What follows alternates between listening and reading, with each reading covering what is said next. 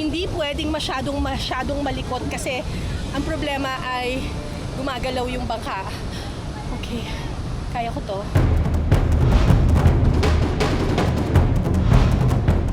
Kuya, bakit tayo lumalapit sa Agos?